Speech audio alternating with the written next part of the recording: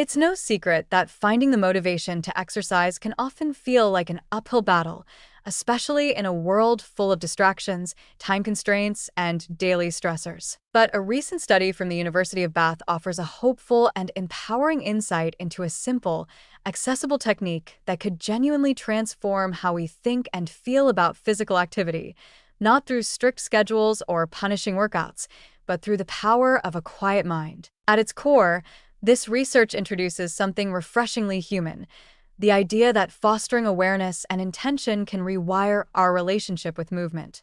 In a world where exercise is too often framed as a chore, a punishment, or a desperate response to societal pressures, this study gently flips that narrative. It suggests that the desire to move more, consistently and joyfully, can actually be cultivated from within.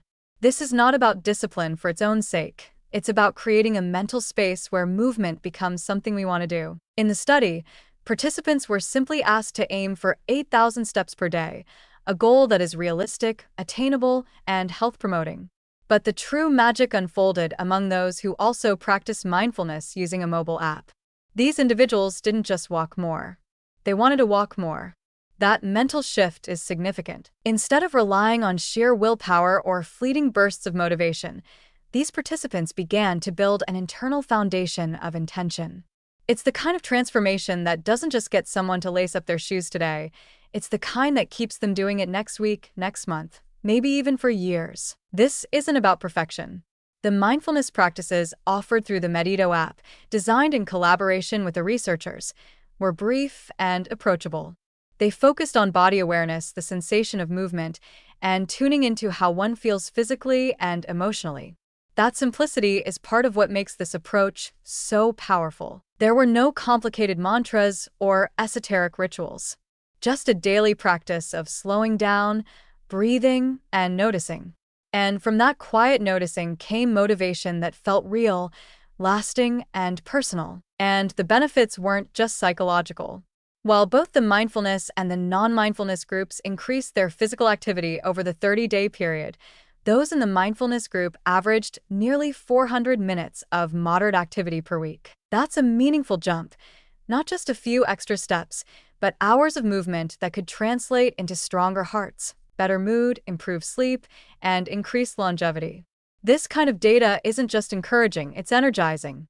It means that you don't need to overhaul your entire lifestyle overnight to feel better. You just need to begin with one small, consistent shift in awareness. Another strength of this study lies in its practicality. The tools it relies on, a step tracker and a free mindfulness app, are accessible to most people. There are no high costs, no gym memberships, no complicated schedules to juggle. And yet the impact appears to reach deep into the psychology of behavior change. By strengthening the intention to exercise, mindfulness training plants a seed of motivation that may continue to grow long after the study ends. This is an uplifting reminder that people aren't lazy, they're overwhelmed. They're stressed. They're carrying heavy emotional loads that often make self-care feel secondary or even selfish. Mindfulness, in this context, becomes more than a tool for motivation. It becomes a lifeline. It reminds people that their bodies are not burdens to be punished into thinness or speed, but living systems deserving of attention, kindness, and movement. What's most heartening is that this study doesn't try to shame or scare anyone into exercising. It doesn't fall back on fear-based messaging about disease, weight, or aging. Instead, it offers a gentle but powerful truth. When you slow down and listen to your body often wants to move. That desire has simply been buried under layers of judgment, exhaustion, and external noise. Mindfulness clears that path. Looking ahead, this research opens the door to even more accessible, compassionate approaches to health promotion. Instead of trying to push people into activity through guilt or pressure, we can support them in discovering internal motivation. That is a far more sustainable and empowering approach, especially in populations who may have felt alienated by traditional fitness culture. The beauty of this method is that it doesn't just change what we do, it changes why we do it. And when our why is rooted in awareness, compassion, and personal connection, change becomes not just possible, but joyful. If you've ever struggled to maintain a fitness routine, or if you've felt disconnected from your body, This study offers an inspiring message. Motivation is not something you have to find, it's something you can create.